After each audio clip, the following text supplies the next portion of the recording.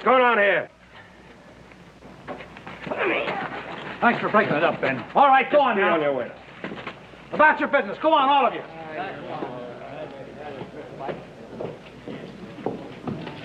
Clem, what's going on here? What's happening? This town's being split down the middle. That's what's happening. The Mahans and them Clarks won't stop until they kill each other. I'm glad you're in town. The judge wants to see you. Huh? Come in. Well, George, how's his honor the judge? Fine, thank you, Ben. How are things up at the Ponderosa? Well, not too bad, not too bad. I've been wanting to get in touch with you. Yeah, Clem said something about you wanted to talk to me about the silly feud between the Mahans and the Clarks. Oh, now, wait a minute, Ben. It's not so silly. Huh? It's gotten to the point where everybody in town's caught between them. And what's more important, it's reached a state of potential violence where innocent people can get hurt. Well, Clem, you've got all the authority you need to handle the situation. When the Mahans and the Clarks start knocking each other around, there isn't a thing I can do. One of them comes in with a busted nose, and I say, what happened? He said, I fell off the barn. With Sheriff Comfrey out of town, they don't listen so good to a deputy. Oh, come on now. You're not going to let them get away with that so easily, are you? Can't you arrest them for disorderly conduct or fine them for disturbing the peace? There are all kinds of things you can do. We can go on making small official acts that won't really stop the trouble. Or we can allow the violence to erupt into killings on both sides and then punish the offenders. But best of all, we can try, with the aid of men of goodwill, to prevent murder before it can happen. Now, Ben, the judge here has appointed a committee of townspeople to tackle the problem, to go and talk to the Mahans and the Clarks. It's a good idea. You are elected spokesman, unanimous. Me? And why would people think that I'm so deserving of such a dubious honor? Because you're impartial, Ben. Because both the Mahans and the Clarks respect you. I can't accept this kind of responsibility. And you're not going to flatter me into taking it on by using words like impartial and respect and words like... besides, I'm too busy. I got a ranch to run. All right. If that's the way you feel about it, I guess there's no law can make you do it. Oh, I guess there is no law can make me do it.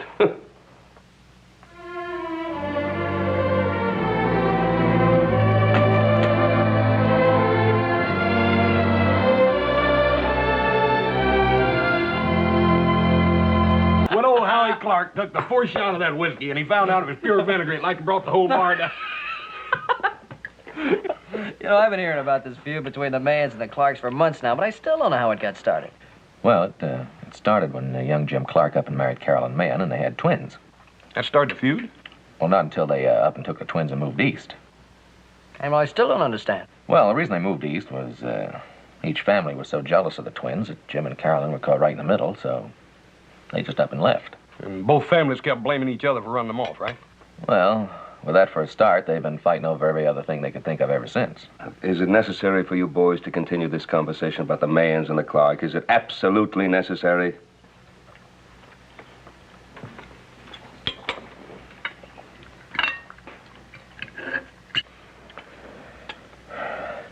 Gee, you know, the other day I was down by Salt Creek, see how that new dam was holding up, and, well, that stream down there is nothing but a mud bank now, and, you know, it took me 5 minutes to get my horse to cross it.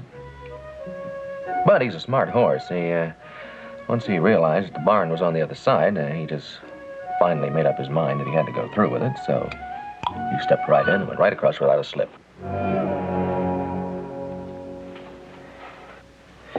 I spent a small fortune educating my oldest son, and he entertains me with old-fashioned homilies.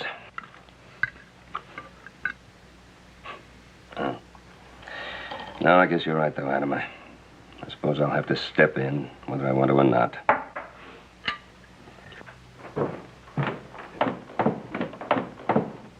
Horse? Coming, Paul. Paul, why has it always got to be me? How come you don't take little Joe? Now, you were so fine anxious to get me into this thing, right? I figure you should each have a chance to try to help. How are we going to help without guns? You get over there at the Mahans and get in trouble. Now, look, if you're trying to be a peacemaker in the feud, you can't go around carrying a gun, can you? Oh, what are your plans? You figuring on influencing them with words? No, but Coming Sunday's Palm Sunday. Well, I thought it'd be kind of nice if we had a welcome party for the new minister. You know, everybody bring some food. We'd have a real get-acquainted party. You mean with the Mahans and the Clarks both there? Well, of course. That's just the point, don't you see? I figure they're not going to be doing any fighting right there in front of the church. And that'll give the new minister a chance to get to work on them right away. Yeah. I'll bet he'll appreciate your efforts, too, Paul. Come on, let's go.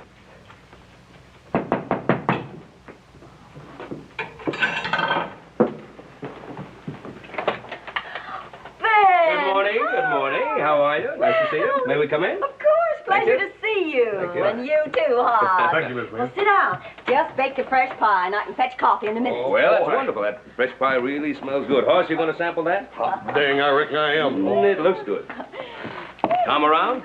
No, he's out on the range checking fences. A little trouble in town yesterday, and we never know what them Clarks may be up to. Yeah. This trouble between you and the Clarks, that's been going on quite a while now. It's going on for quite a while longer. Caroline was the only child Tom and I had, and the Clarks drove her and her babies away. Oh, well, now, do you think that this quarreling is going to make the loss any the less painful? Ben, if someone drove your sons away, would you think of them with kindness? Treat them with love? Now, Winifred, I don't think the Clarks drove your daughter away. Miss Mann, how much good do you reckon all this fighting and arguing is doing Caroline? Why, you're on the Clark side. Oh, ma'am, we ain't on nobody's side. Of course we're not on anybody's side. We just thought maybe we could talk a little about it. I have nothing to talk about, Ben. Well, anyway, what really came about, you know, the new minister is going to be here next Sunday, Palm Sunday. Yes, I know. We're looking forward to meeting him. Yeah, we've missed going to church ever since we lost old Pastor Miller. Yeah, that was a real loss. Well, we all thought it might be real nice if we could have a nice welcome for the new minister. Everybody bring some food, and we could have a real good get-together right after the services. Oh, that's a fine idea, Ben. I'll bring something really nice. Well, good. I knew we could count on you, Winifred. Thank you. Hoss, I guess we better be getting along. Got a lot of other people to invite. Yeah. Thank you, Winifred. Can't leave that good pie, Ben. Miss Mann. Yeah? Are you inviting the Clarks? Well, of course. They're members of the church, too. Oh, all right. But just make sure at the party that the food is kept separate. We couldn't eat Clark food. I'm sorry. We would choke on it.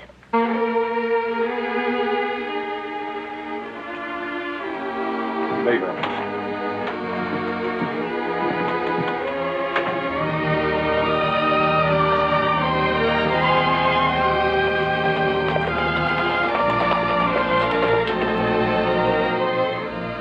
Peggy, how are you? How are you, Mr. Cartwright? Just fine. Hello, little Joe. How are you, Peggy? Declare you get prettier every time I see you. Yeah, you sure do. By golly, I hadn't realized how grown up you'd become. Well, I'm grown up, all right. Fact is, I should be hanging out my own kids' wash instead of my brothers and sisters. Peggy, a girl as pretty as you must have a lot of young men buzzing around. Well, the trouble is, the nicest ones all seem to be related to, you know who. Oh, your mom, Pa around? Well, Paul's out on the ranch somewhere, and Mom went to town for supplies. Oh. Well, I'll tell you why we came by. You know, next Sunday, Palm Sunday, well, that's when the new minister arrives. And we thought it'd be kind of nice if we had a welcome party for him after the sermon. You know, everybody brings some food, and we have a good old get-together. Well, that's a wonderful idea, Mr. Cartwright. Be glad to tell him. Good. Is everybody coming? Yeah, everybody's going to be there. Even the Mahans. Shh, don't use that name around here. Stampede's a stock. Well, I'm sure glad somebody around here's got a sense of humor about this silly feud. Well, don't judge the Clarks by me, Mr. Cartwright. Believe me, no one else takes it lightly. Must be pretty tough on you being caught in the middle of a feud like this. Well, it's worse than that, little Joe. Never knowing when one of your family is going to kill or be killed. I sure hope that new minister can do something about it. Yeah, I sure hope he can. Well, Peggy, you give your folks our regards and the message, and we'll see you next Sunday. I'll be there. It's the only time I get to see any of those good-looking Mayan men. Bye. See you Sunday, Peggy. Bye.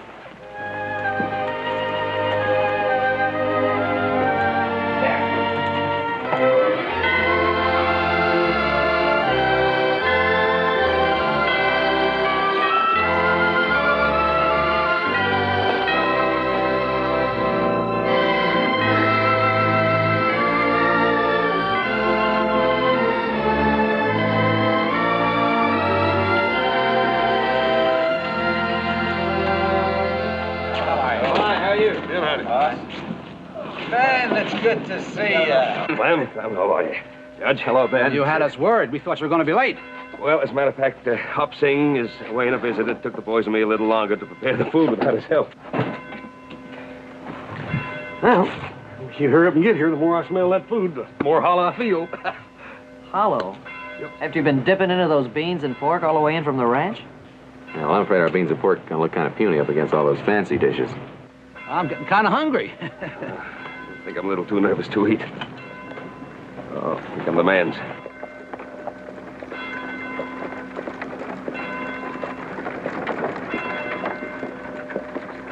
Well, Ben, where do you want us to put the food and some of the finest milk produced in the territory?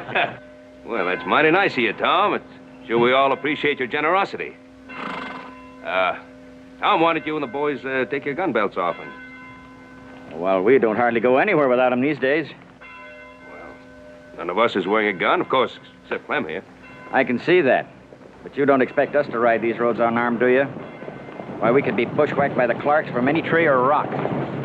We don't need no rock to shoot at the Mahans when we want to. Calm now. Just,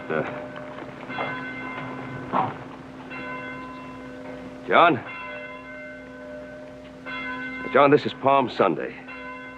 Palm Sunday. Just keep things peaceful. Ain't no Sunday peaceful with the Mahans around.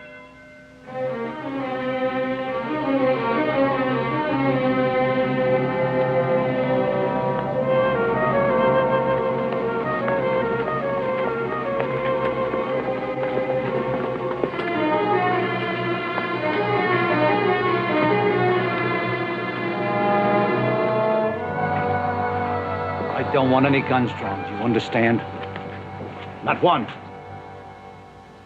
Take off your gun belts. Put them over there. I don't trust the Mahans. Make them drop theirs first. Ben, Clem, better get out of the way. Now, listen to me, you two. We're just getting a little tired of all this ruckusing, and feuding, and fussing, and all this violence. Now, just take off your gun belts or get out of here. No. Everyone is welcome here.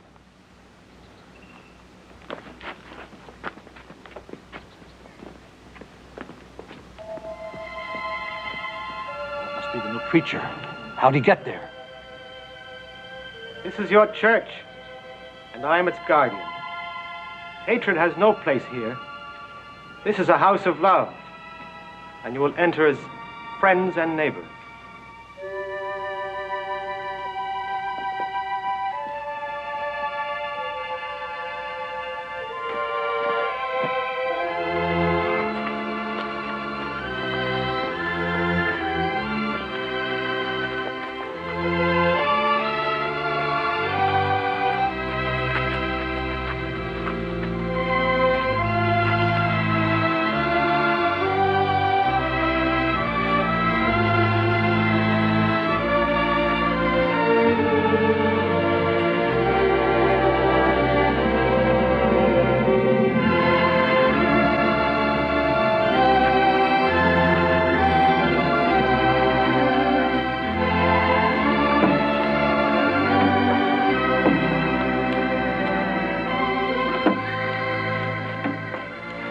How he got in there without us seeing him.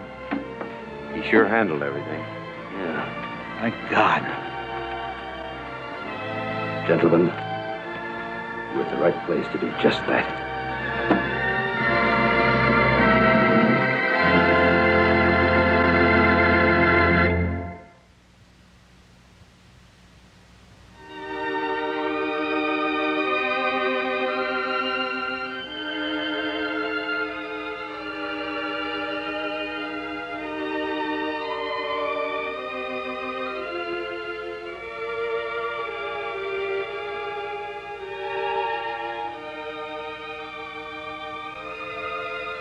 Please, come in.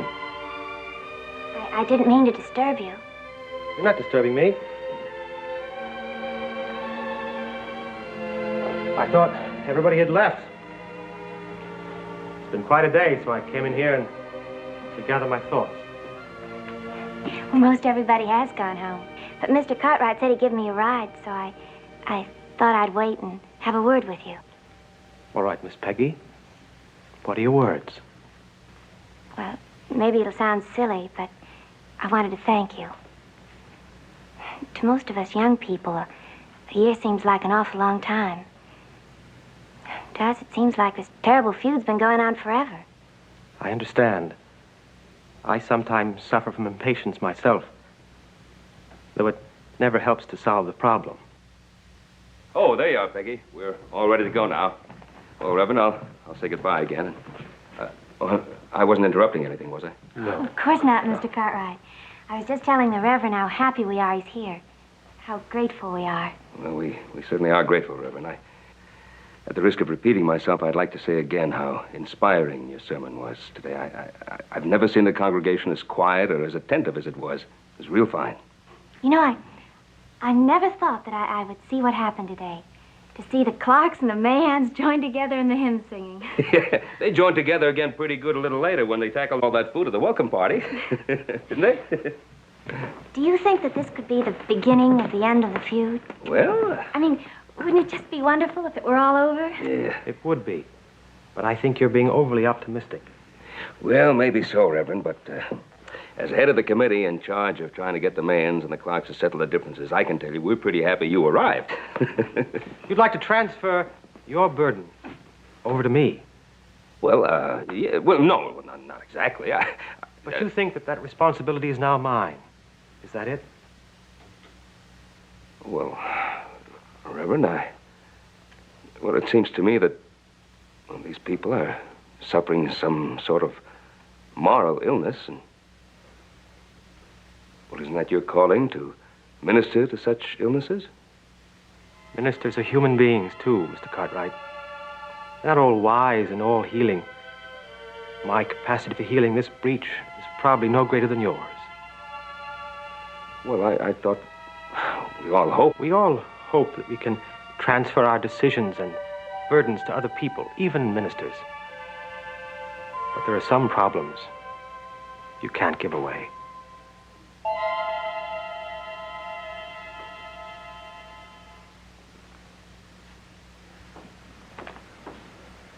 Hello, Ben. Judge. I was afraid you might have already gone home. Oh, no, we were... Was something wrong? Yes. I came to see you, Reverend. I have a problem. I thought perhaps you could help. Yes, whatever I can do. This concerns you too, Peggy.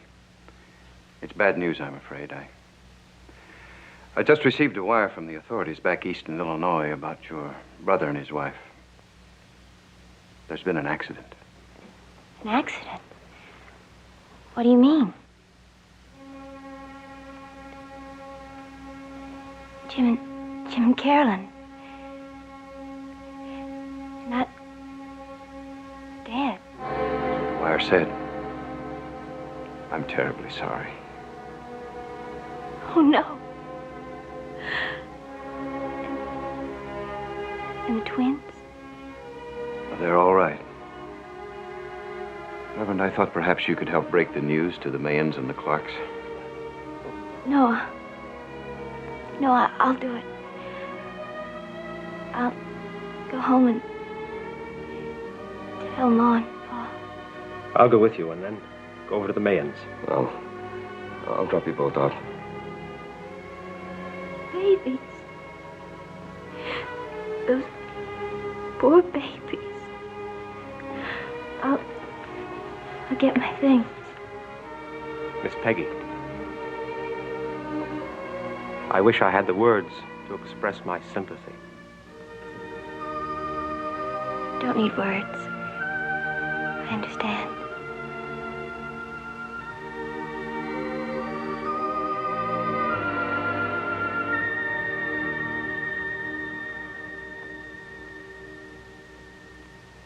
What a terrible tragedy for those poor families. Judge, you said the children were spared. What's going to happen to them? The wire covered that, too. This concerns you, Ben. The authorities in Illinois said that the parents' last request was that the twins be placed in your custody until you could decide their future. Why would they request a thing like that? You were a very good friend of the family. Well, yes. Perhaps they remembered that you remained impartial during the quarrel between the two families. Well, it's much too much of a responsibility. It was the parents' last request. Of course, you could ignore the arrival of the children. Let the Clarks and the Mahans fight it out. Well,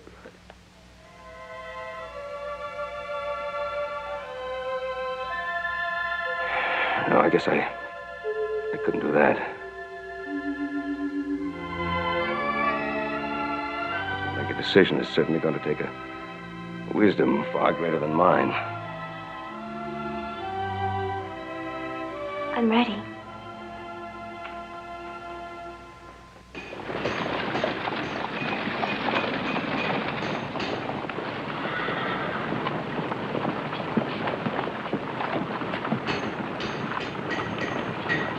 Hey, Judge, you're sure? Twins are coming out on this stage. You saw the wire yourself, Ben. Reverend, both families understand clearly. You explained everything very carefully. They were both very upset by the news, but I'm sure they understand. I don't want to be influenced one way or the other by the Clarks or the Mahans. Afraid you have no choice. Look.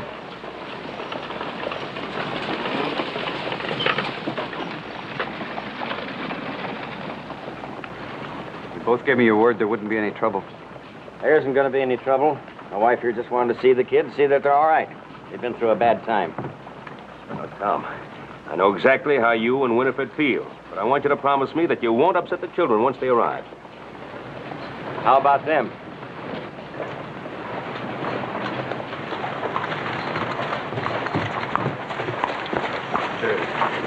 John, I just got through talking to Tom and Winifred. In fact, I don't want the children disturbed once they arrive. You just came in to see the kids. Wanted to make sure And they're all right. Just make sure that's all you do. Here comes the stage. Don't forget what I said now.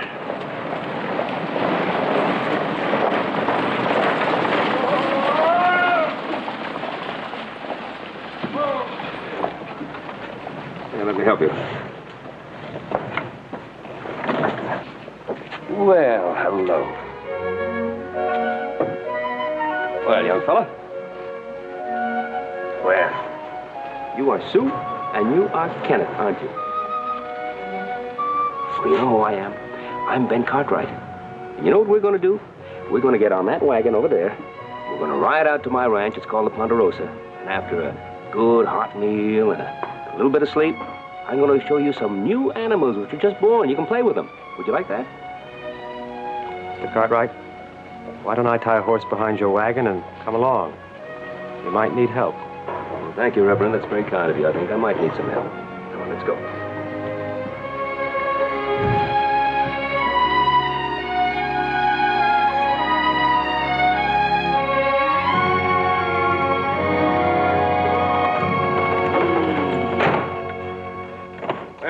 Here we are. Wasn't that a nice ride? Yeah. Here we go. One down and two. Peggy, what are you doing here? I thought you might need some help with the twins. Peggy, the boys and I are... I told the boys to go on about their jobs. You what? I think they were glad to escape.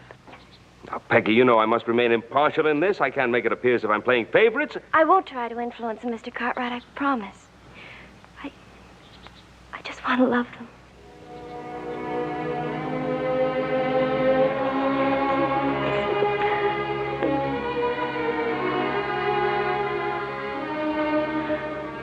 I'll take them into the house.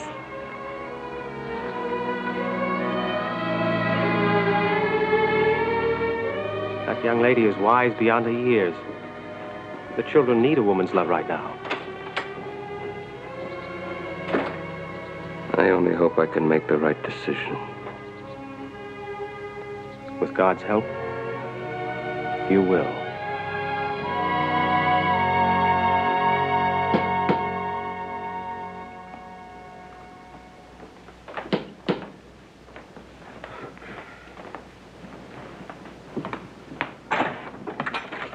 Well, come in, gentlemen. Hello, Adam. Adam? Reverend? Hello, Adam. Well, suppose you want to see Pa. A delegation like this must be trouble, huh? That's just what it is. We've got to see your pa, Adam. Well, come in and make yourself comfortable.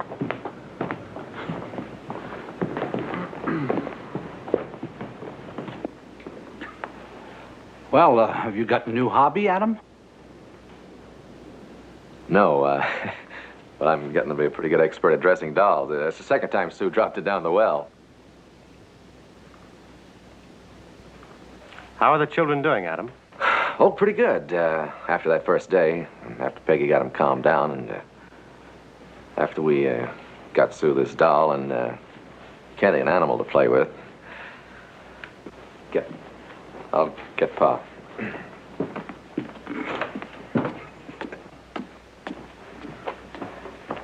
Oh, hi, man. What's up? Well, we came to see your pa, Hoss. Adam's gone to get him. Me and Joe are back there in the kitchen trying to whip up something to eat for the kids. You fellas join us? No, thanks. No, Hoss. Hey, you can't go in there with that pig. Kenny? Now, look, how many times have I told you not to bring the piglets into the living room? Joe, can't you take care of those kids without me? Now, look, I can't cook, watch the kids, and keep the pigs out of the living room all at the same time.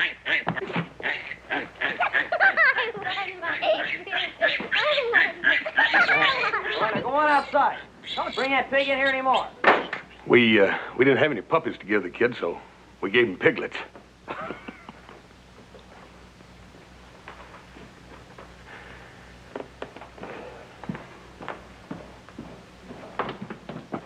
Gentlemen, sorry to keep you waiting. I've been doing my paperwork upstairs. There are less distractions up there. Sit down, sit down. Thank you, man. Well, Adam tells me there's some sort of trouble. There sure is, Ben. I got word Tom Mahans gathering his riders. He says you've had time enough to make up your mind. He won't wait any longer. Well, what's Tom Mahan going to do? Use guns to get the children? I don't know, but I think we ought to be prepared. Well, if Tom Mahan thinks he's going to shoot his way into the Ponderosa... Gentlemen, there's not going to be any shooting. That's no solution. Well, of course, you're right, Reverend. That's no solution to... It's up to you, Mr. Cartwright. You've got to make up your mind about the children. Well, I need more time, though. I'm afraid time has run out on you. In just a few days, it'll be Easter Sunday. Let us tell the Mahans and the Clarks you'll announce your decision then. That's only a few days away. Mr. Cartwright, you must make a decision now, for the children's sake. All right. Next Sunday, then. Easter. Fine. We'll tell both families. At least that way it'll delay any gunplay until then.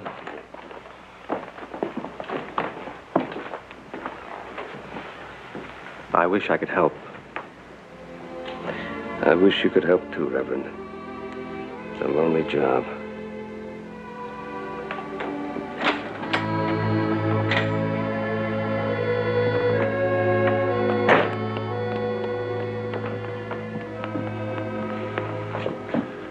Boy, am I having trouble.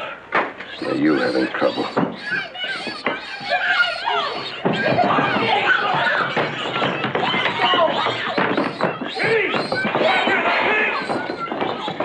Catch him, Hoss! Hoss, go on, catch him! Don't let that pig in my bed! You got it! Close the door!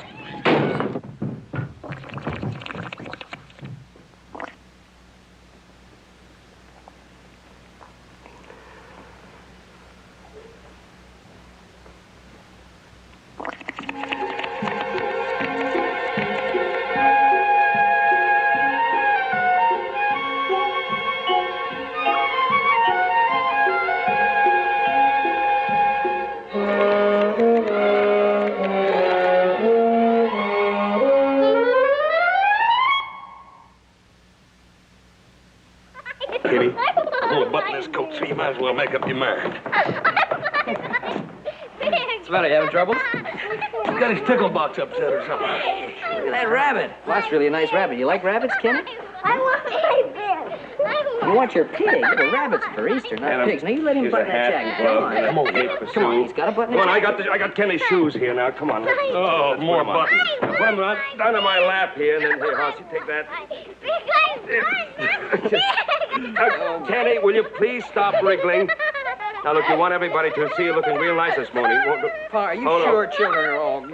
No. Well, I don't know. Sometimes I have my doubts about you. Wait a minute. Hold it. Either exchange the shoes or exchange the feet, whichever is the easier. The right one goes on the right foot. Oh, that's the way you gave it. Oh, come on. Come on now, Kenny. You take it easy and we'll get him on. You're in charge of Kenny here. Now get him into the buckboard as Thanks soon a as lot, you can. Paul. My goodness, you look pretty. Now, here we go.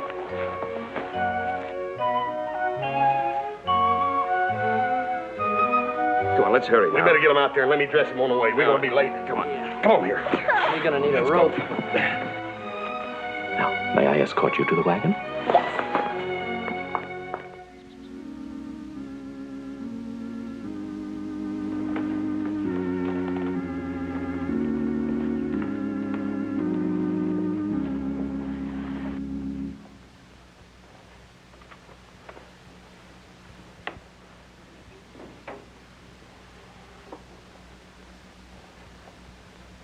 For my text this morning, I shall use portions from the Sermon on the Mount.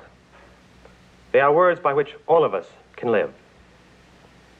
The most beautiful of all, I think, are these.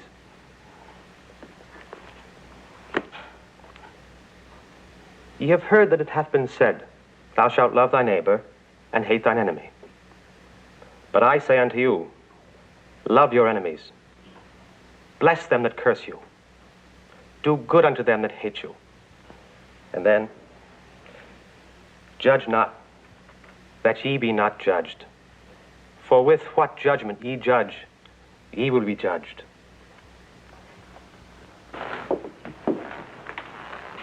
And with what measure ye meet, it shall be measured to you again. It's right around there in the back. Can you find it? Yep. You need any help? No.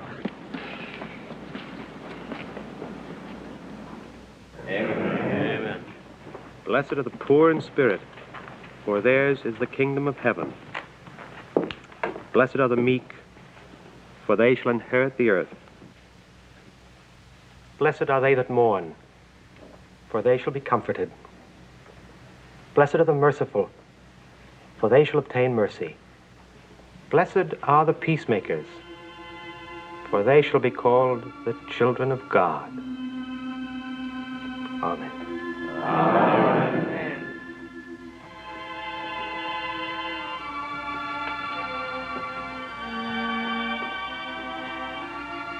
Blessed are the children, for they shall be called the peacemakers.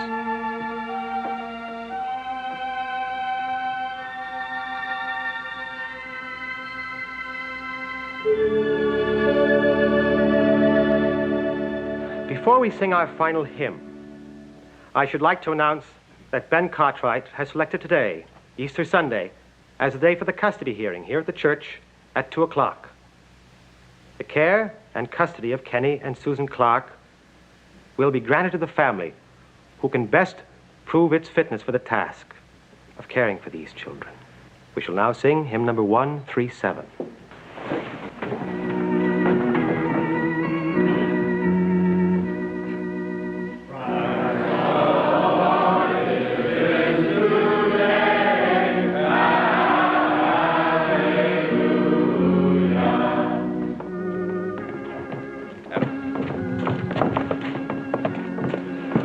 Children of the buggy, wait for me at the livery stable. Right. Boy, you sure you want me to stay and back you up? No, I'll be all right. I just want the twins out of sight for a while. Okay.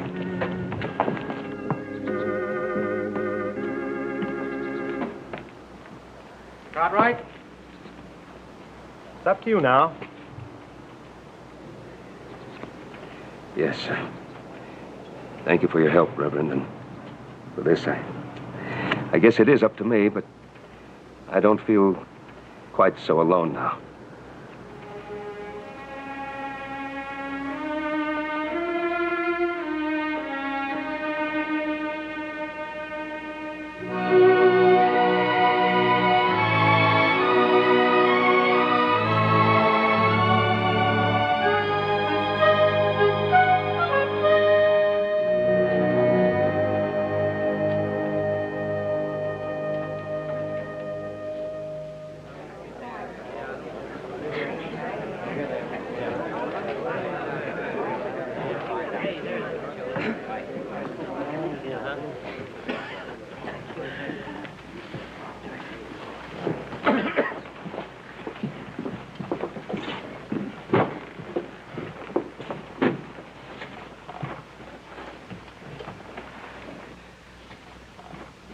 I have struggled many days with this problem, which concerns all of you.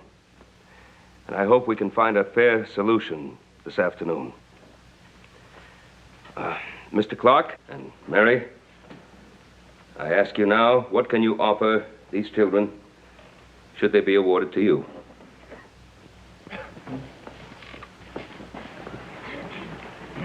John, stand up.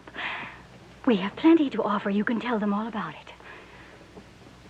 Doesn't seem quite right to me, Mary. Just to stand up here. I don't care if it's right or not. I want those children. Well, I tell you one thing I can offer these children. I can offer them a home. You all know I'm a well-to-do man. Not rich, but I've got enough money to give these children all the things they want. Just like my own children. Each one of them can have a horse to ride, and good food to eat, and warm clothes to wear. That's what Mary and I can offer these children.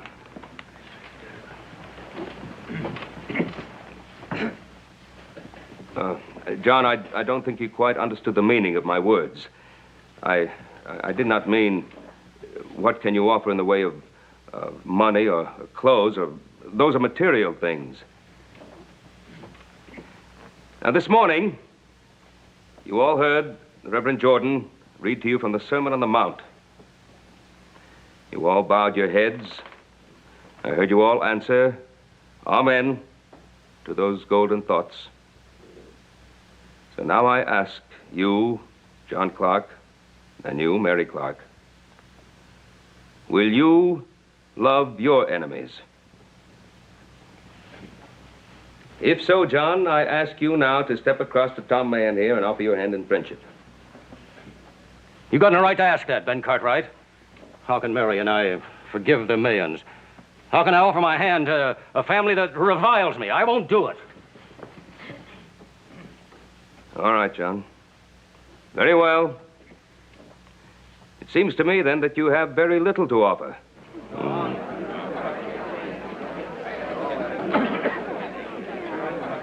All right, folks.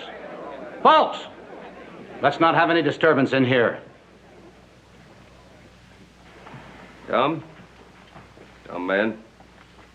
What do you and Winifred have to say? Tom, we have plenty to say. Just a minute. Tom, let me get up and Winifred. say it. Ben, I think you know we're not rich. But we can match John Clark dollar for dollar. We'll do all the things for these youngsters we did for our own. For the one the Clarks drove away from us. And they did drive her away. You know that my daughter would still be alive if... Winifred, please, that is not the issue. We're here to decide which of you two families will have the custody of these children.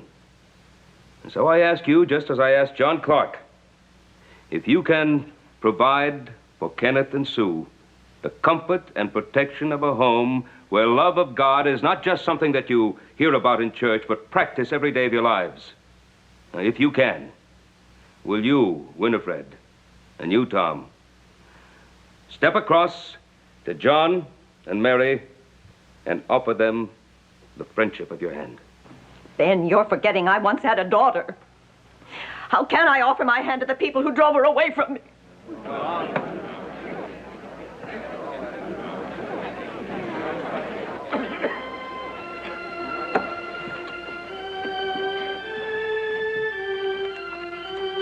First Samuel, 2 Samuel. Oh, my Lord, I and this woman dwell in one house, and I was delivered of a child with her in the house. And it came to pass the third day. And when I rose in the morning, behold, the child was dead. And the king said, bring me a sword. And they brought the sword before the king. And the king said, divide the living child in two.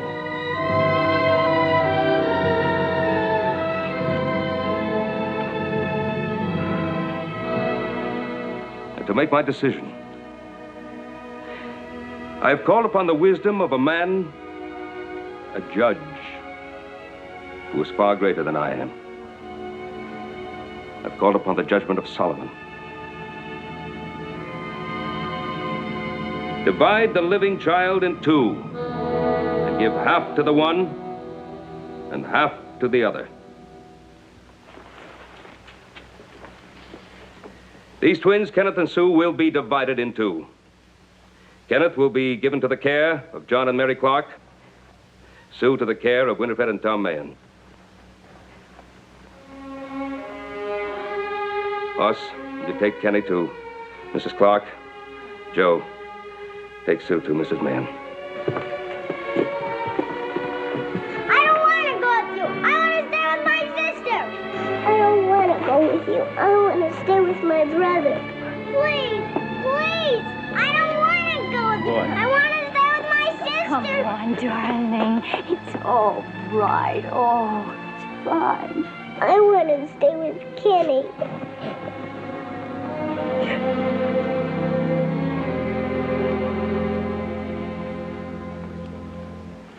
It won't work, Ben. They're not going to stand for it. Reverend, do you think we were right? Wait. Let Kenny and Sue do our work for us. Don't take me away from my sister. Oh, Kenny, darling, we're going to give you such a nice home. And I've got just the horse for you. With a new saddle and a new bridle. I don't want a horse. I want my sister.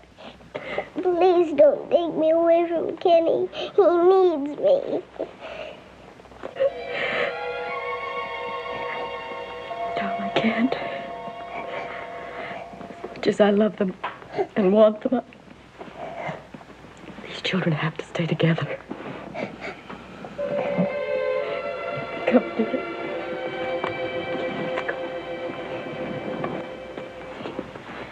She's yours. They're both yours. Be good to them. Winnie. Oh, darlings. Oh, darlings. Oh. Oh. Well.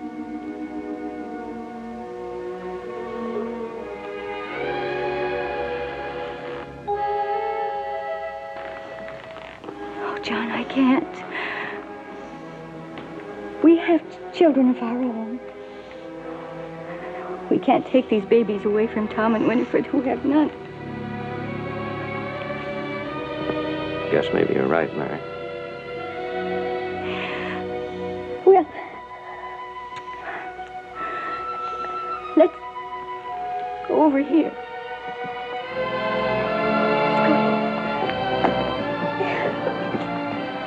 Winifred, Tom, you need the children more than we do. Oh, my darling. John, it's been many years. So I wouldn't be very honest if I offered you my hand right now. But I hope after today it won't be too long. I hope it won't be either, Tom.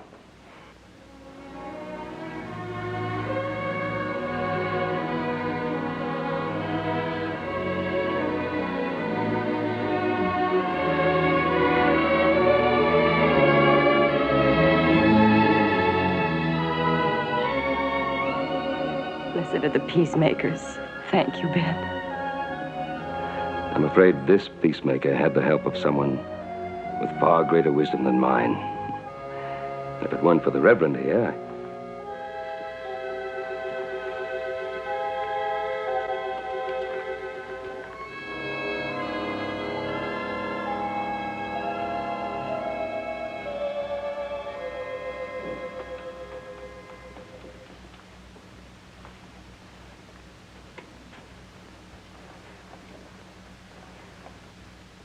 I'm the Reverend Jordan. I believe I'm expected here. Jordan? I'm sorry I was delayed. I hope you received my wire.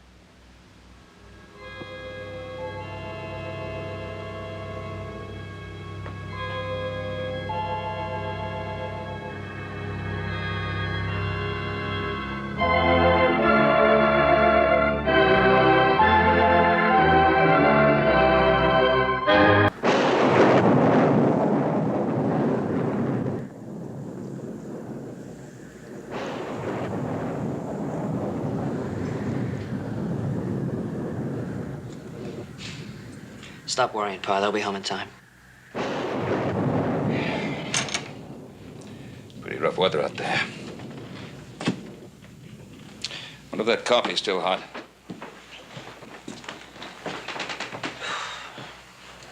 Want some? Yeah, thank you. Singh did a great job with that cake, didn't he? Yeah. Happy birthday, Hoss. You know, I can never picture Hoss being a baby. Well, for your information, young man, he was a fine, strapping boy.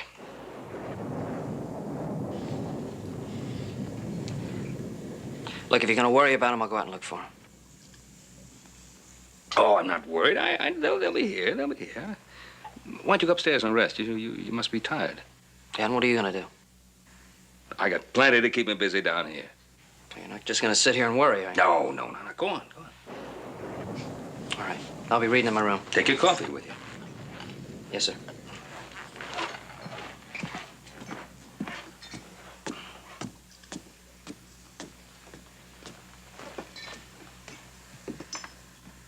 Happy birthday, son. Your son, Inga, my love. So long ago, and so far away.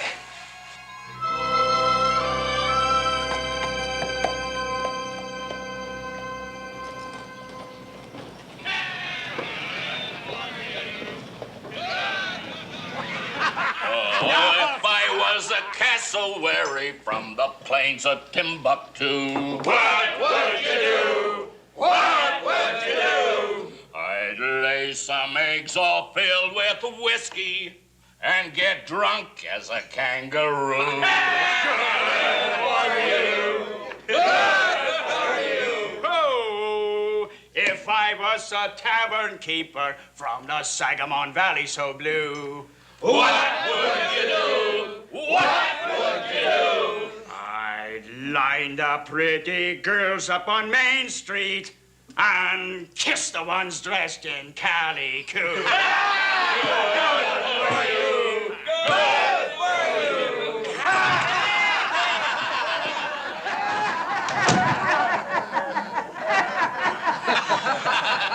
Gunner, you're a hoss. That's what he is, boys. He's a hoss. A horse?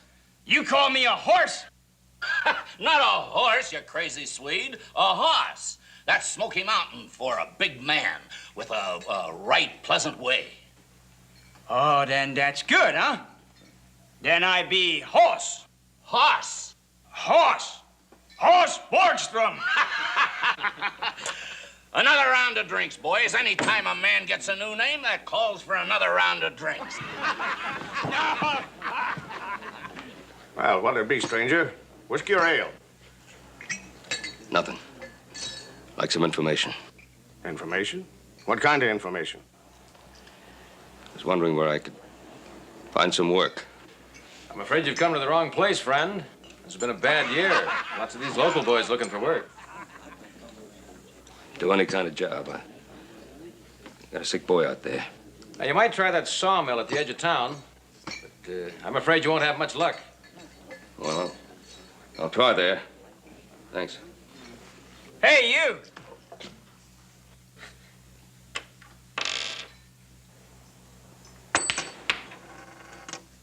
Maybe that'll help you get out of town, huh?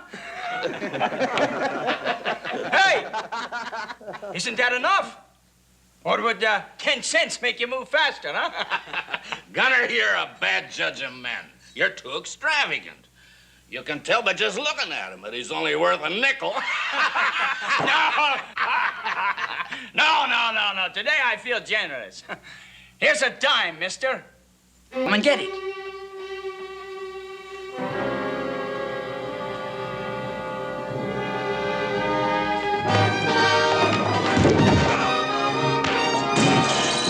All right, hold it. All of you. Gunner, you and the rest quiet down or I'll throw you out myself. You. Come here.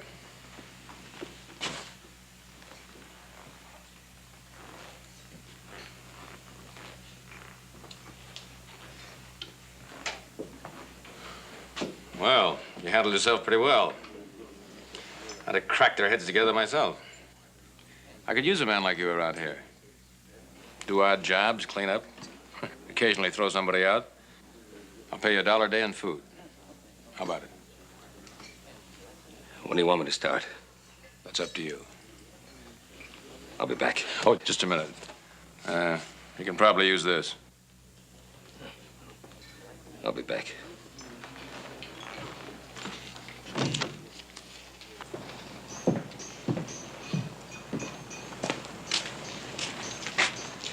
How you feeling now, Adam? My head still hurts, Pa, but I'm getting hungry. Well, that's a good sign. That shows you're getting better. Pa, are we gonna eat soon? Yeah, son, yeah. Yeah, I'll go get something to eat. I'll be right back.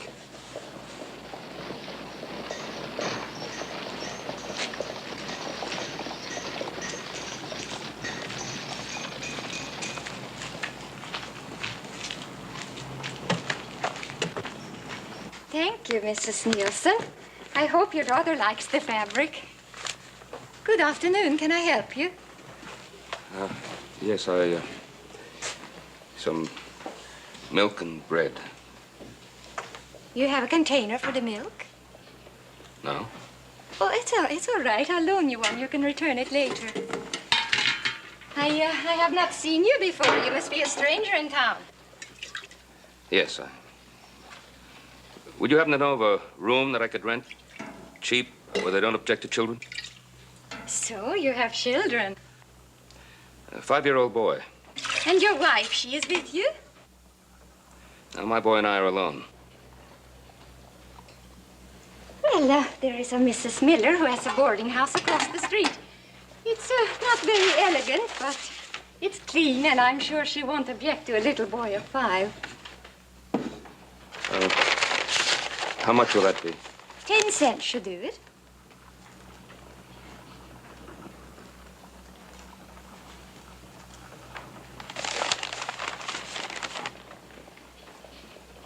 Would you have anything for a fever? Oh, you are not feeling well. Oh, it's not for me. Pa! Adam, I told you to stay in the wagon. Now, come along. Pa, I'm not feeling so well. My goodness, child, your head feels warm. Open your mouth. Let me see your throat. Oh, it is not bad. Just a little on the pink side. It's a thing of the throat children get. Oh, wait a minute. I have something for that. What is it? It's salt pork and onions. Don't laugh. It's an old Swedish remedy. I'm sure it will help. When you get to the boarding house, ask Mrs. Miller to heat it. Well, how much will this be? Nothing. It's for the boy. Well, I don't need charity. I'm not offering you charity. I'm offering you medicine for your boy because I happen to like children. Goodbye, Adam. I hope you feel better. Thank you, ma'am. Come on, Adam.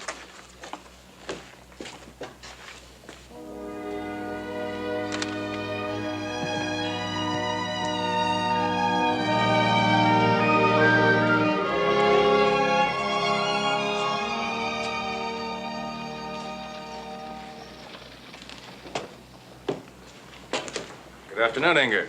How's business? Business is fine, thank you, Mr. McWhorter. Oh, is it? I thought it was a little slow. The town's not doing so well these days.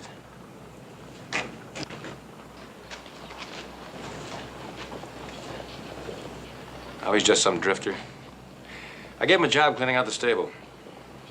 Oh, well, let's hope he does a good job of it then. Now, when am I going to get my answer? I gave you your answer, Mr. McWhorter. I'm not ready to get married yet. Oh, come now, Inger. You're not going to keep me waiting forever, are you? Well, I'm sorry if you object to waiting. Well, I don't mind waiting for something I want. You do believe in getting what you're after, don't you? Well, I always have. At least I have up till now.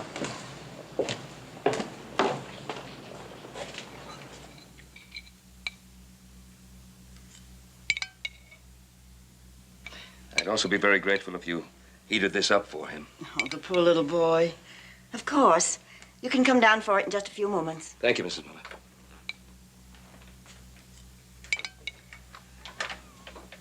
Well, my goodness. You certainly didn't waste any time finishing that up. I sure wish there'd been some jam with the bread. Yeah, well, it filled up the cavity, and tomorrow we'll have some real food, huh? Sure, Pa. Pa? Yes, son. Pa, did you have anything to eat? Oh, I'll have something to eat later. I'll go down and wait for that medicine. I wouldn't like that medicine much, but that lady who gave it to us, she was nice, wasn't she? Yeah, she was real nice.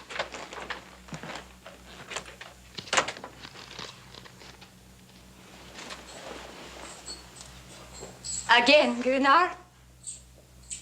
You are always emptying it, little brother, but you never help to fill it. I have the right. Our father left the store to both of us. And he expected both of us to run it. Not one of us to waste his time and money at McWhorter's tavern. Don't tell me what to do. I'm not made out for a storekeeper. What are you made for, Gunnar?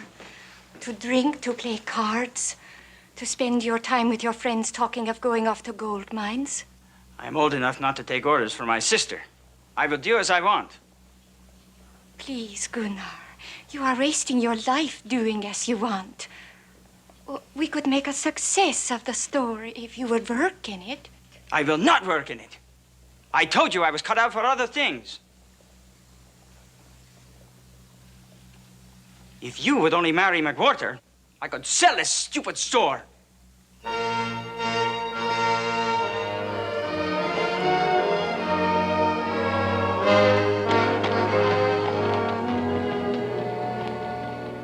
The ground is rich with gold in Canada. And I've been hearing such tales it makes my very skin crawl and my hands itch for the feel of it. But you need money for gear, for grub. Boys and I sold everything that we had to McWhorter. We got all the money we need. Me, I don't have any money. But you have a store. Sell it, man, sell it. McWhorter will buy it. It belongs half to my sister. But it's all in your name, isn't it? Yeah, it's all in my name. Then that makes it yours. Canada's no place for the soft-hearted, Gunner. You boys talking about Canada again, as usual? Not just talking about it, McWhorter. We'll all soon be on our way. All but you, eh, Gunner? What about my offer? That'll get you there and beyond. You know why I can't sell you the store? Why not? Aren't you man enough to handle your sister? I'm man enough, Ossian, and you know it. It's Inger. She's as stubborn as my father was. All she needs is a husband. Wouldn't you like to tame her, McWhorter?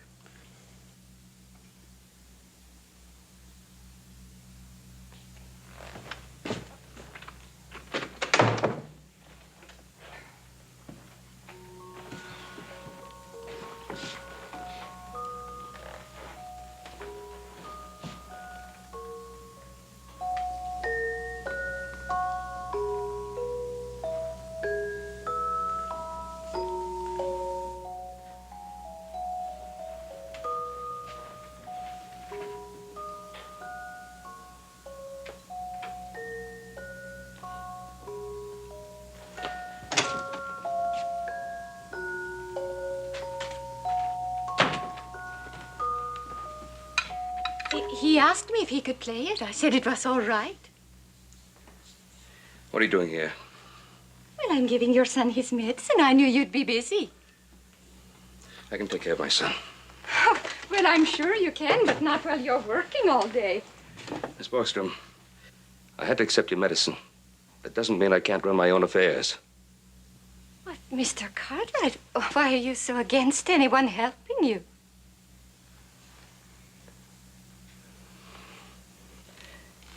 Adam, I don't ever want you to play this again. Do you understand? He told me about the music box. Did it belong to his mother? Yes, it did.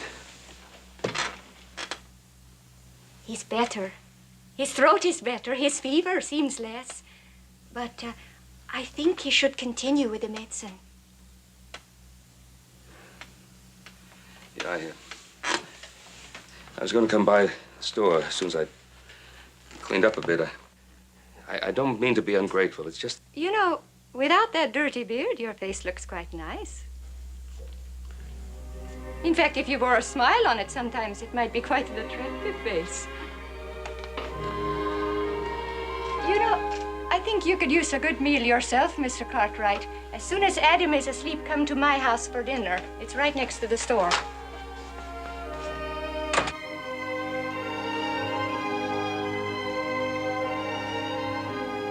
You know, Pa, she's a real nice... I know, son. She's a real nice lady. Well, young fella, let's finish up this medicine. Here we are.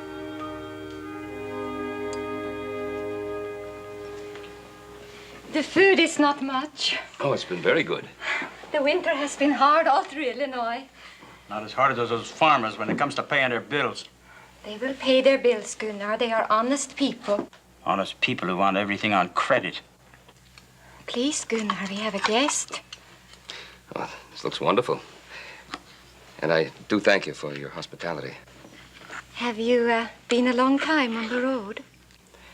Yes. Yes, we haven't come too far in the amount of time it's taken. 4 years to get from New England to Illinois.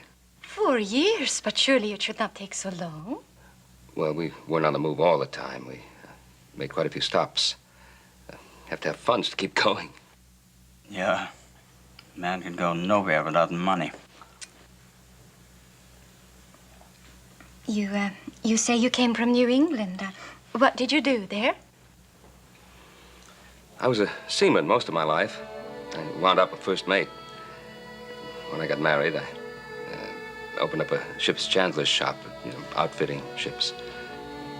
And when my wife died, my boy and I set out to build a new life. Why didn't you go back to sea? There's a life for a man. It's pretty hard to raise a boy when you're off at sea most of the time. I'd always had a dream about the West. It's a new country, it's big. I wanted to be part of it. To build, to grow things. Yeah. It was just like my father. He had a dream of a new land, too. Where did it get him? A dirty store on a prairie crossroad. He worked till the sweat poured off him, and all he had when he died was that store. But his dream of a new land, at least he never gave that up. What do I care about a storekeeper's dream? That is your sin, Gunnar. It is a sin to not care. Don't tell me what's a sin. Don't preach to me all the time.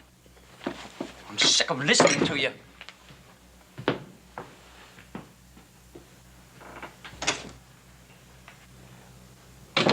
I'm sorry, Mr. Cartwright.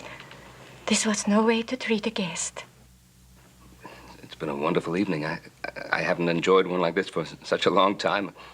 But I really should be going. I left Adam with Mrs. Miller. I hope we will be friends. Thank you. Good night, Miss Borston. Good night, Mr. Cartwright.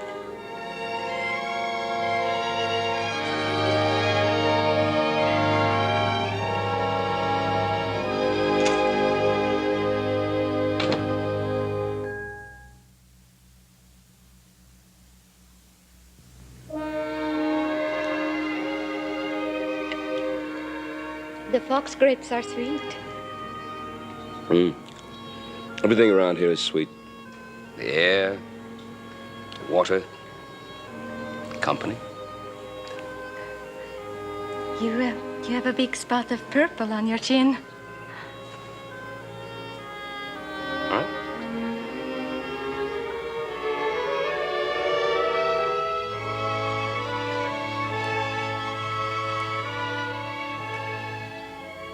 What are you looking at? There's so many places I might have passed through on my way west. I might have missed you. Well, I am a very large peasant woman, Ben. It would be hard to miss me. You're a very beautiful peasant woman. Oh, nay, my nose is too long and my hands are rough. You're fishing for compliments. Well, I hope I do better with those than with the catfish. Oh, you leave those to Adam. He's a pretty good fisherman. He's a fine boy, Ben. Yes. It was nice of you to ask us to share a picnic with you. Well, it's Sunday, isn't it? A man deserves a rest after a long week's work.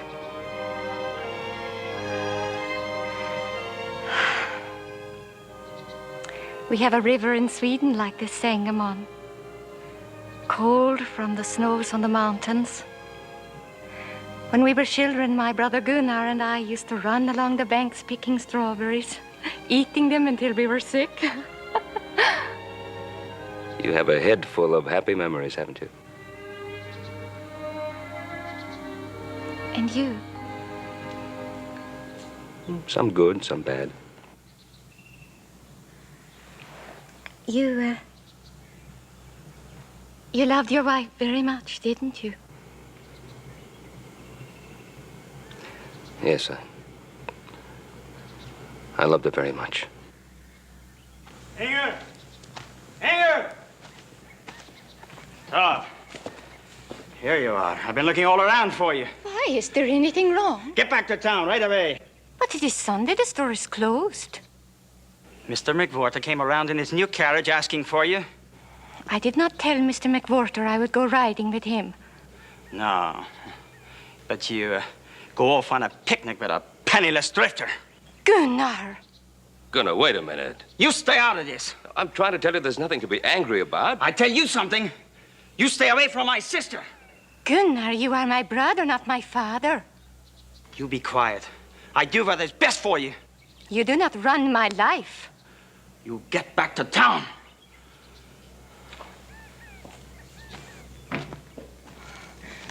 Oh, Ben, I'm sorry. He's young and unhappy.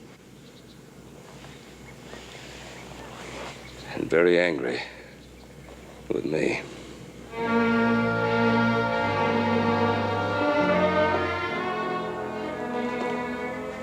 Hello, Gunnar. Did you tell your sister I was looking for her yesterday? Yeah, I tell her. Well, come on, man. Tell me. What'd you say?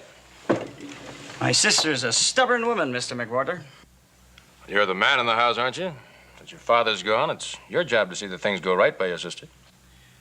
Yeah, and I want them to go right for her. It's our father's wish that I watch out for her. Watch out for her. How, by seeing her waste away in that store across the street? Mr. McWhorter, if I sell you the store and Inger still doesn't marry you, what happens to her then? Would not marry me? Well, I've got everything in the world to give her. The richest man in the county. I'd help you, too. Me? I don't need help. Oh, it takes money to go to the gold fields, Gunnar. Lots of it. Now, I could help a brother-in-law. Give him all the money he needs. So you tell her, Gunnar. Tell her how good I'd be for the both of you.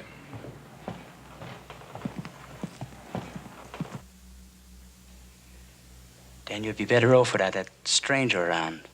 Stranger? That man you have working for you. My sister went on a picnic with him yesterday. With Cartwright? She's seeing him, and I think she likes him.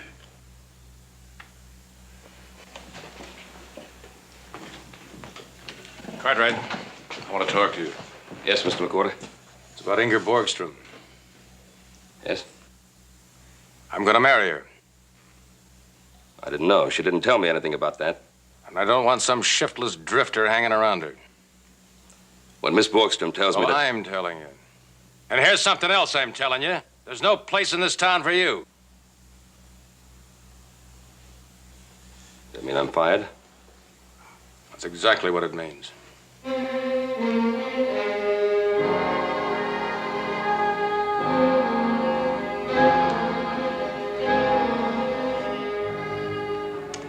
Here, drifter.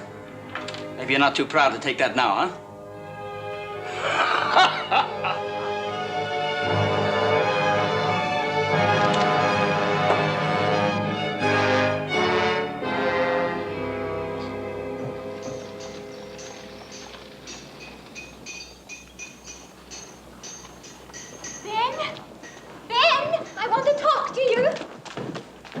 Ben Cartwright, the least you can do is listen to me. Why? So you can tell me you're going to marry McWhorter? Marry McWhorter? Who told you that ridiculous story? McWhorter did, just before he fired me. And you believed him? Why shouldn't I? Is that why you're moving again? Did you hear me, Ben? There's nothing for me in this town. There's no future here. So what will you do? Go glowering through the world the rest of your life? What becomes of Adam? He'll be all right. I'll take care of him. Can you? Ben, listen to me. How much longer can you go on drifting this way, running away from your memory of Elizabeth? She has nothing to do with it. She dwells over your head like a cloud. She's in your voice, in your heart. Well, she's dead, Ben. You can't carry her with you for the rest of your life. It's my life. It's my business. I have a better answer than that. A simple solution. You could come to work for me in the store. If your stubborn pride would let you. I don't need your help. I don't need any woman's help. I'm man enough to stand on my own 2 feet. I'll tell you what I think, Ben Cartwright. I think you left your manhood behind with your dead wife.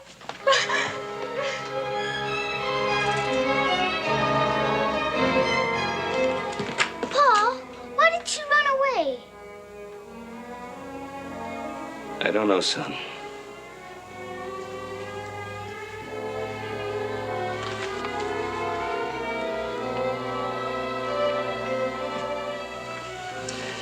No, I do know.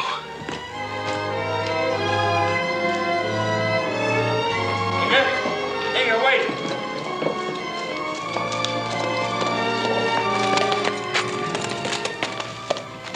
Inga, I'd like to talk to you.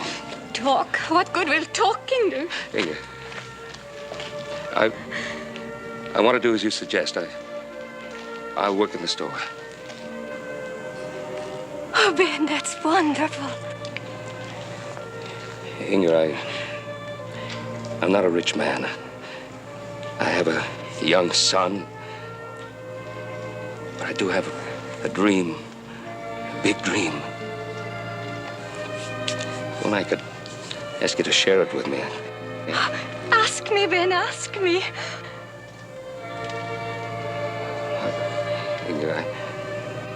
Inga? Yes, Ben, I will marry you.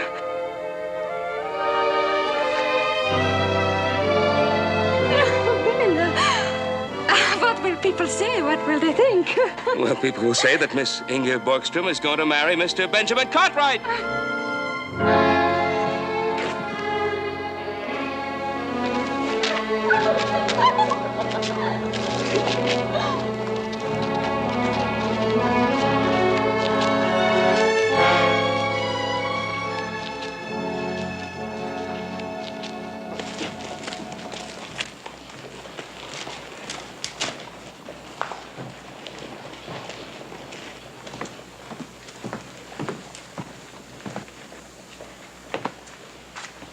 There are no more customers, Ben, so I'm going home to fix supper. Would you pick Adam up at Mrs. Miller's? Yes, I will. I'll bring him along with me. Hurry, I'm an impatient woman.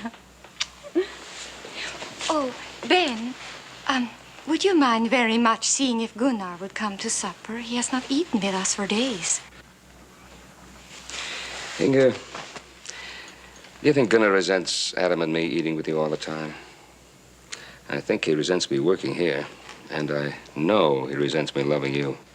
Don't be angry with him, Ben. He is my brother, and I do love him, even though he is young and sulks. All right, I'll try to bring him along. Oh, but don't have an argument with him if he does not want to come. Why, I'll be as gentle as a lamb.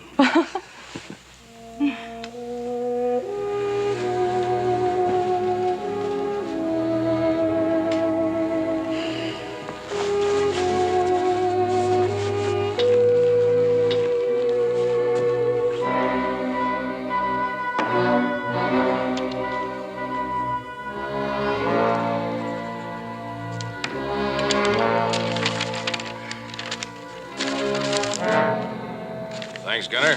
You won't regret this.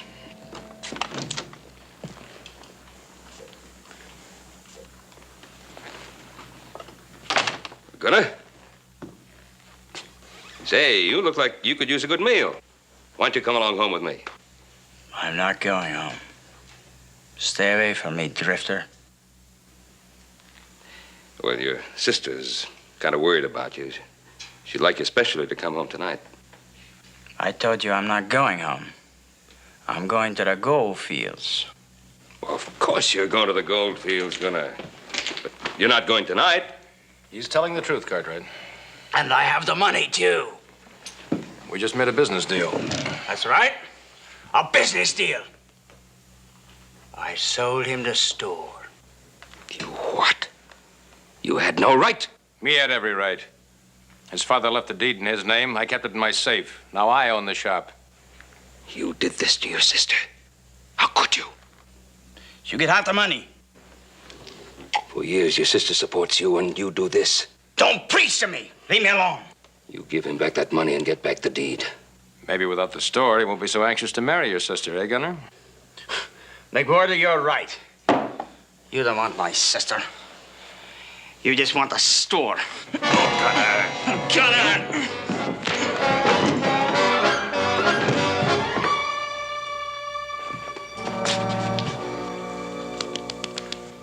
The boy's had too much to drink. I'd better take him home. Not in that condition. You go ahead. I'll take care of him. Yeah, maybe you're right.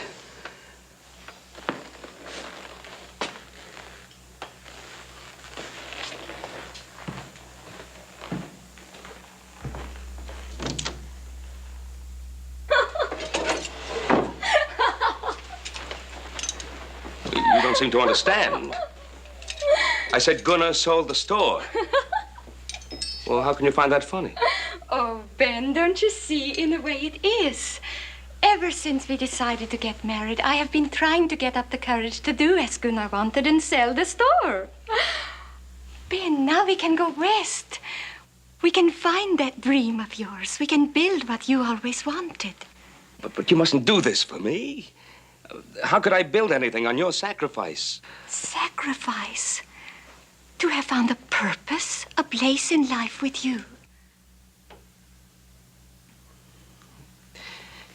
You're so... Inga, I know how you feel about Gunnar, though. Ben, I love you. You are my life now. It is time for Gunnar to make his own way. Oh, don't you see, my love? This is the way it should be.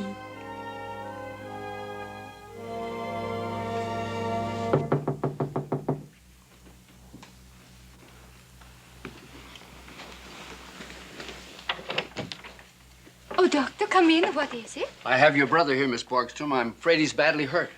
Bring him in the bedroom, quickly.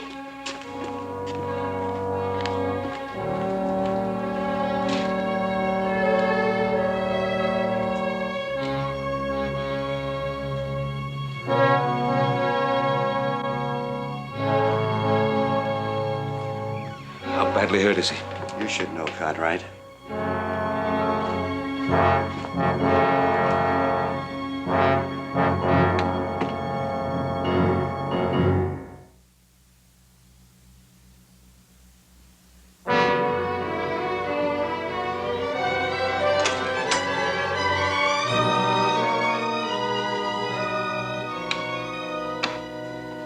When will you be back, doctor? When I finish my rounds. And what can I do meanwhile? Well, not very much, I'm afraid. Just keep him quiet. You know, with a fractured skull, we can't tell when he'll regain consciousness. But I'll be back.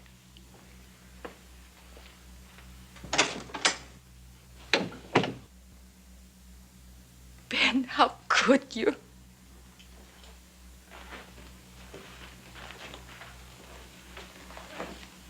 I don't understand. You fought with him, didn't you? The doctor says you almost killed him. I hit him, yes. You hit him. Ben, I thought the anger was gone. I thought when you said you loved me, the anger would go. I didn't hit him in anger. I didn't hit him that hard. And now he is lying in that room and he may be dying. Inga, please. Ben, don't. Please go. There's something terribly wrong here. You must believe me.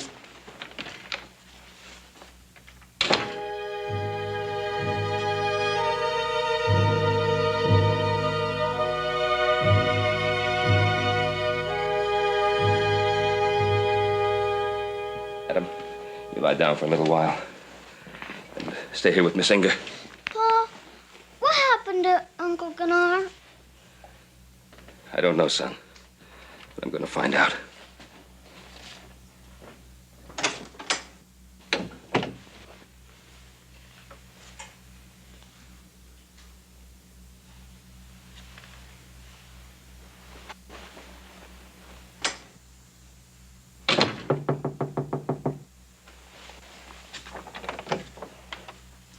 Good evening, Miss Borgstrom. Oh, yes, Constable. Mr. McWhorter told me what happened to your brother. It's a terrible thing. How is Gunnar? We don't know yet. I'm sorry to be bothering you, but I thought the sooner you preferred charges, the sooner I could arrest that man. Cartwright is his name, isn't it? Yes, that is his name.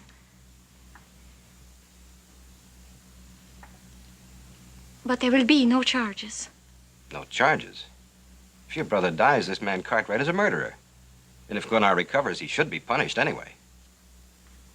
I say there will be no charges. Ma'am, you're making a mistake. This Cartwright fellow should be in jail. Good night, Constable. Good night, ma'am. Miss Singer? Yes, Adam? Miss Singer? That man, he said my pa should be in jail. Is my pa bad? Poor darling. No, he is not bad. He may get angry and do a bad thing. But no, Adam, he is not bad.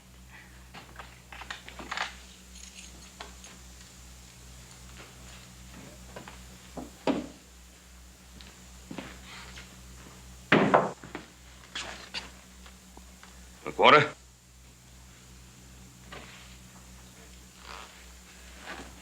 What did you do to Gunnar after I left? I sent for the doctor and they took him home. Now, Gunnar wasn't hurt, not as he is now when I left him here. You listen to me, Cartwright. If you had any sense, you'd get out of town before they pick you up. I'll get out of town after I find out the truth. Well, what do you want me to do about it? I want you to tell Inga what happened. Get your hands off me. McWhorter, I want you to tell Inga what happened.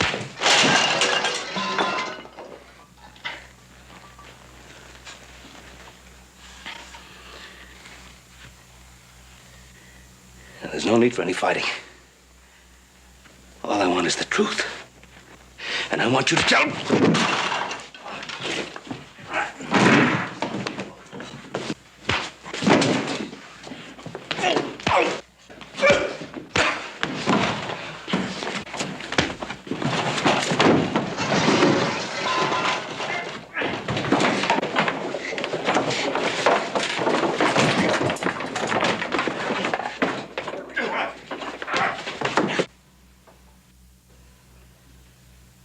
Miss Singer?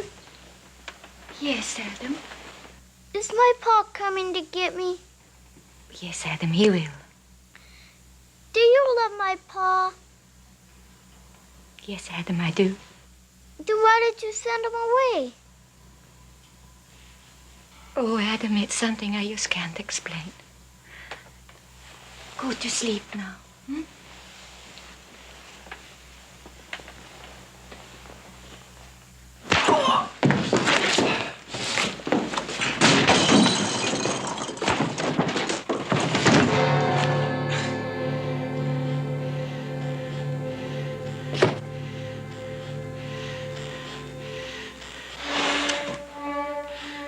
Now,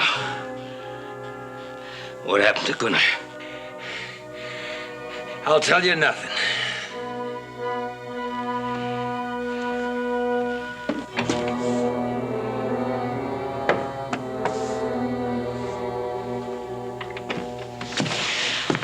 Ben!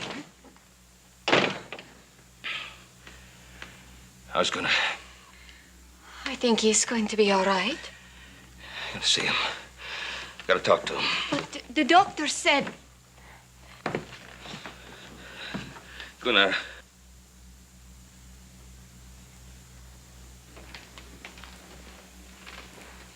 Gunnar.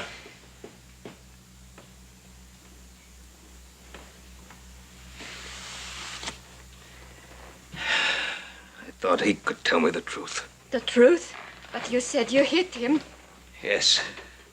Yes, I hit him. In a moment of anger, I lashed out at him, and I'm sorry for it. But you believe that I could do something like this to him? What else can I believe? I thought once you could believe in me, my love for you.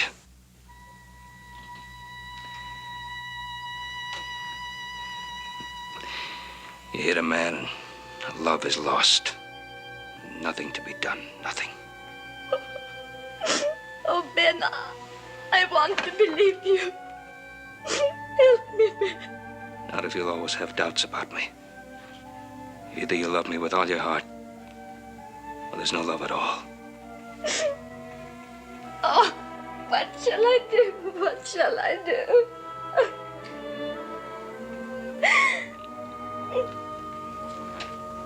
Ben? Here, Ben did not do this to me.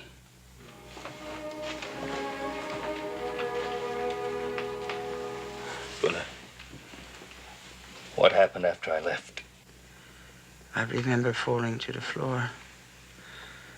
After you left, I started to get up, and something hit me on the head. That's the last I remember. McWhorter. It must have been McWhorter.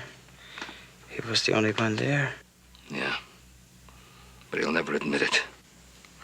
Ben, does he have to admit it? If he doesn't, how will you ever know the truth? You just told me, Ben. You said if one loves, one must love with all one's heart. I do, Ben. I do love you with all my heart.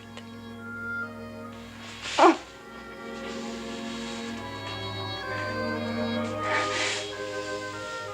Gunnar, Ben and I would like to be married soon. Do we have your blessing? I gave the bride away, yeah?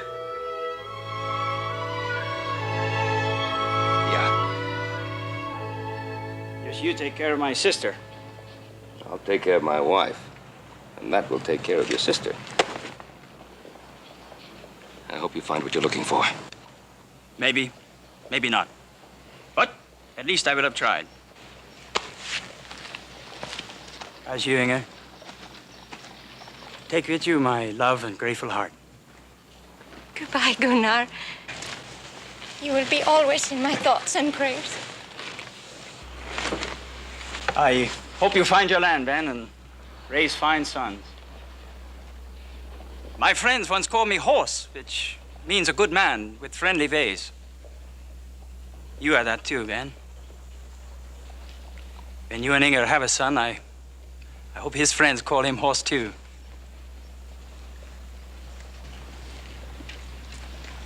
Goodbye, Adam. You take good care of them, huh? Goodbye, Uncle Gunnar. Gunnar.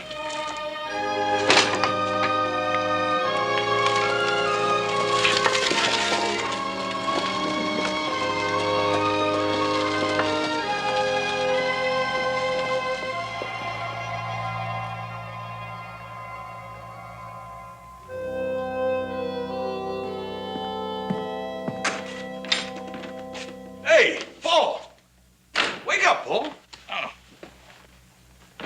just in time. Oh, what happened? Oh, my old horse turned to flip with me. Ain't nothing. Oh, you're not hurt bad enough. No, I just stoved up a little bit. Ain't serious. Oh, good. Hey. Where's Adam? He's out there in the barn putting up the horses. Doggone, Paul. Looks good, don't it? Sure is pretty. Hey, you're not gonna cut that cake without me, are you?